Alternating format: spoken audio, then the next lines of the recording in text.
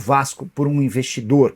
Tenho contado que Evangelos Marinax quer fechar com o Cruz Maltino. Ouvi até uma pessoa próxima ao Juliano Bertolucci, um empresário que faz a intermediação do negócio, e essa pessoa disse que o negócio está quente, que existe a chance real de acordo.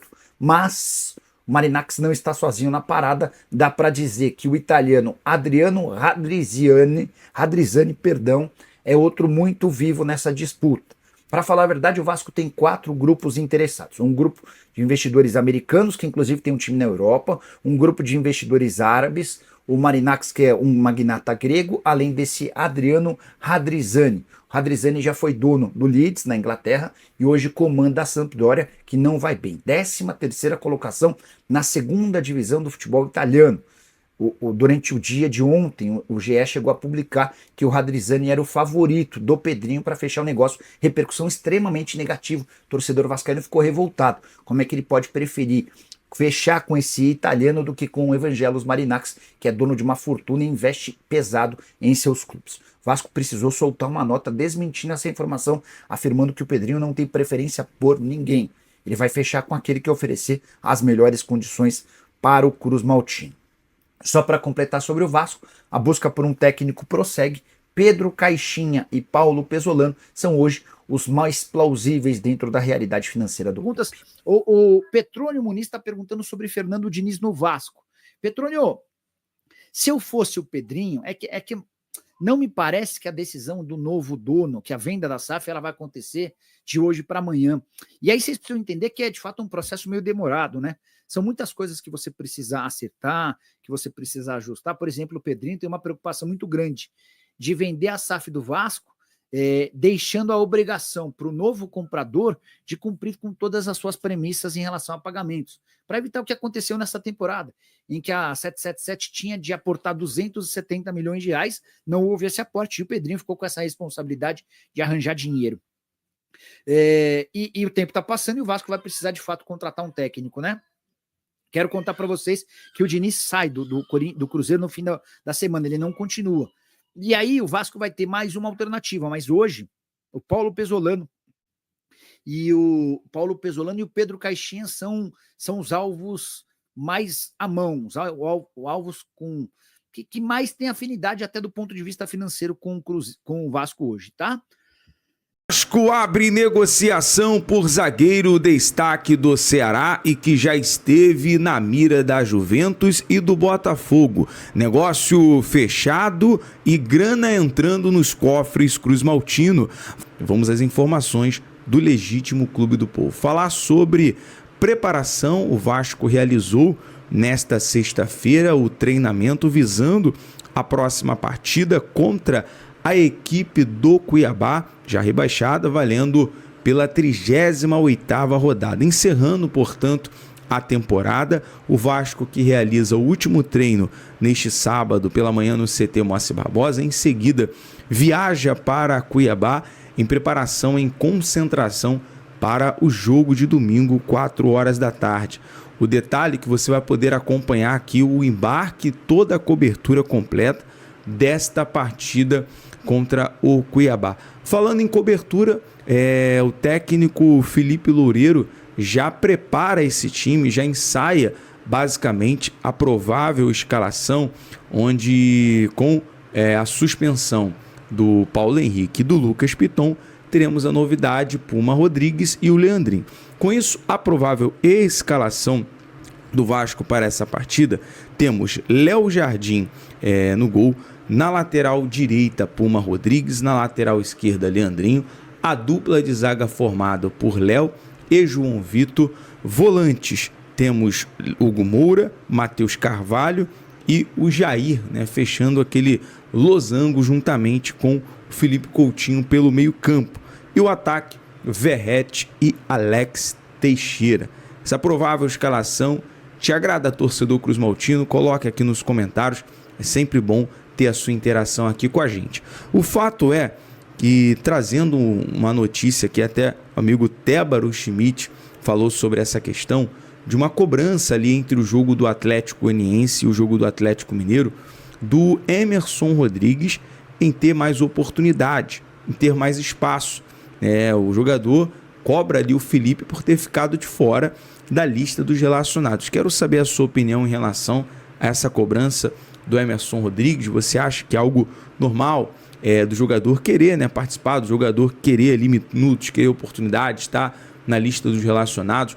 E até surgiu essa pergunta na coletiva. Nosso amigo Lineker Biondi fez a pergunta sobre quais eram os jogadores que estavam sendo relacionados por opção técnica e jogadores que não estão sendo relacionados por ter sido dispensados. São eles o Rossi, o Rojas e o Galdames, jogadores que já estão confirmados na barca. O Emerson Rodrigues, também o Vitor Luiz e o Jean Davi foram jogadores, não foi relacionado por uma questão de opção técnica do Felipe. Então ficou bem esclarecido até no final ali da coletiva, tivemos essa informação e trazer aqui a questão desta cobrança do Emerson, né, do colombiano Emerson Rodrigues. Galera, vamos aqui agora falar sobre o mercado da bola, né? Chegando aí final da temporada, muitas informações. Vamos falar aqui sobre jogador alvo do Vasco. O Vasco abre negociação por jogador destaque do Ceará, que já foi alvo do Botafogo, alvo da Juventus. A informação também do Tébaro é o seguinte: o Vasco abre negociações para contratar David Ricardo, ou David Ricardo, destaque do Ceará. A diretoria vascaína fez contato com a staff do zagueiro de 21 anos, mas sabe que nesse momento, né, nesse período do mercado, tem concorrência. David é canhoto e tem contrato com o clube cearense até dezembro de 2025. Outro detalhe, né, como nós falamos aqui, o jogador teve na mira da Juventus, que demonstrou o interesse pelo zagueiro, e o Botafogo esteve muito próximo, né, de contratar ele para ser zagueiro do Botafogo por 1 milhão de euros, cerca de 5,5 milhões em reais. Não obteve êxito por conta de falta de tempo hábil, né? Naquela correria ali na última janela, o Botafogo teve como prioridade um zagueiro, né, à toa que trouxe o Adrielson, né, de volta do Lyon da França, e acabou ali resolvendo a questão na zaga. Agora a zaga é uma prioridade, né? O Vasco tem como prioridade pelo menos 2 zagueiros nesta janela de transferência. Vamos falar sobre grana entrando nos cofres Cruz Maltino, formação do Germán Garcia Grova, e a imprensa chilena também já confirma essa negociação, negócio fechado sobre Carlos Palacios ao Boca Juniors. A informação vinda do jornalista é que o Boca Juniors pagará 4,8 milhões, cerca de 29,1 milhões pelo jogador. Carlos Palacios defendeu as cores do Colo-Colo nessa última temporada. Seu bom desempenho pelo clube chileno fez entrar na mira do Boca Juniors, que há alguns meses negocia com a diretoria da equipe chilena para a sua contratação. Os valores da transação se alteraram bastante, mas o montante final ficou estabelecido em 4,8 milhões de dólares, que na cotação atual do real brasileiro totalizam em 29 milhões de reais aproximadamente. Lembrando que o Vasco é dono de 50% do passe do atleta, que dividido igualmente com o Colo-Colo, sendo assim o clube receberá metade do valor pago pela transferência, que deve totalizar aproximadamente a entrada de 15 milhões nos cofres Cruz Maltino. Então, informação importante: o Vasco que vai receber também em 2025 o valor, né, pela venda do Luca Orediano. O Luca Orediano que, totalizando ali, tirando aqui, o Vasco vai receber cerca de 11 milhões, né? Acabou sendo aí até mesmo um prejuízo. O Vasco adquire o Orediano por 20 e vende para o Cincinnati por 11 milhões, por conta da porcentagem, né, que o Vasco tem, e o Vélez ainda tinha direito também ao passe do Orediano. Galera, vamos aqui agora falar sobre jogador destaque no Vasco, trazer aqui um destaque importante, e ele também vira alvo da MLS, né? O Vasco deseja lucrar na futura venda do Matheus Carvalho, até mesmo vender para o futebol europeu. Nesse momento ele é o jogador sub-23 com mais desarme e o segundo com mais bolas recuperadas no futebol brasileiro 2024. São 31 jogos com a camisa do Vasco, 24 como titular, 2 gols, 1 assistência, 141 bolas recuperadas, 77 desarmes, 152 duelos ganhos, 76% de acerto no drible. Quer dizer, na nota Software Score, ele tem uma média de 6,83. Matheus Carvalho é um grande destaque, sim. É alvo aí de clubes como Kansas City, da MLS. Futuramente vai ser aí uma venda milionária para o Vasco. Falando em MLS, Gabriel Peck. O Arsenal enxerga uma oportunidade de mercado em Gabriel Peck. Inclusive, o Arsenal abriu negociações para tentar contratar o atacante, o Peck, de 23 anos, que tem contrato com o Los Angeles Galaxy dos Estados Unidos até dezembro de 2028. O cria do Vasco, o jogador, é um dos destaques da MLS 2024. Então o Peck aí já sendo alvo da Europa. Lembrando que o Vasco também tem uma porcentagem, se não me engano, 30% de direito do passe do Gabriel Peck. Galera, eu vou ficando por aqui com o nosso giro de notícias. Amanhã tem muito mais informação, detalhes sobre... Fala família, saudações vascaínas, vocês ligados aqui no canal. Sou Mais Vasco News hoje e vamos para o giro de notícias, como foi falado aí pelo Nicola e pelo também Jonathan Santos aí do canal BTB Esportes, que deixamos o crédito aí para eles. O trabalho espetacular que ele faz aqui na plataforma. Mas também peço para você deixar o seu like, se inscrever no canal e ativar o sininho da notificação para não perder vídeo nenhum que nós soltarmos aqui. Rapaziada, e como foi falado aí, o Vasco vai ter dinheiro entrando no caixa. A venda do Carlos Palácio ao Boca Júnior vai render ao Vasco cerca de 15 milhões de reais já para o ano que vem, que vai ajudar, né, nos cofres do clube, visando fazer contratações e fazer uma boa temporada ano que vem. Isso vai ajudar bastante o Gigante da Colina.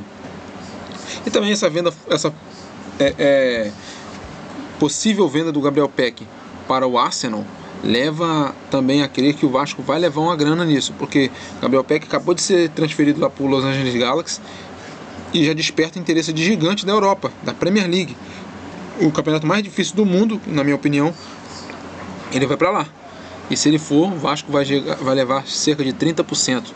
Mas vamos falar de zagueiro, que surgiu essa informação aí do David Ricardo, jogador de destaque do Ceará, né? O Ceará tem muito destaque, tanto ele como o Eric Pulgar também, um jogador interessantíssimo. Acho que seria uma boa contratação para o Vasco, tanto esse zagueiro como o Eric Pulgar. Acho que se o Vasco conseguisse contratar esses dois jogadores, iria agregar muito. Claro que depende do treinador, mas seriam bons jogadores. E eu vejo esse David Ricardo, né, como um excelente reforço. Canhoto, tem uma boa impulsão na parte pelo alto, sabe fazer um bom desarme também, então sabe fazer boa cobertura. Seria um excelente reforço para o Gigante da Colina. E o Vasco tem, né, essas possibilidades de reforços na zaga. Temos aí em vista o Maurício Lemos, que pode voltar à pauta, já que está de saída do time do Galo. E tem o Rafael Tolói, que não fechou as portas literalmente para o Vasco, deixou a porta entreaberta ali, porque se caso ele não permanecer na Europa, o Vasco pode ser uma prioridade, e acho que seria um baita reforço, uma baita contratação para o Vasco. Você concorda comigo? Deixa nos comentários se sim ou não, porque a prioridade do Vasco é essa, trazer reforços para a zaga, e acho que tanto Rafael Tolói como David Ricardo aí seria bons reforços para começar o ano. Acho que até o primeiro semestre do ano que vem o Vasco poder trazer alguns reforços para conseguir dar uma melhorada, né, rapaziada? E trazer essa informação também que o Marinax está muito próximo, né, segundo o Nicola, né, está muito próximo de poder comprar o Vasco. Ele tem a proposta que mais agrada, tem em vista a proposta que pode mais agradar o Vasco, que visa também ajudar na reforma do São Januário, do CT, e entre outras coisas, né, fazer uma melhoria na base do Cruz Maltino, que vai ajudar bastante o Vasco. É isso, rapaziada. O que você acha sobre isso? Deixa nos comentários qual é a sua opinião sobre essas informações.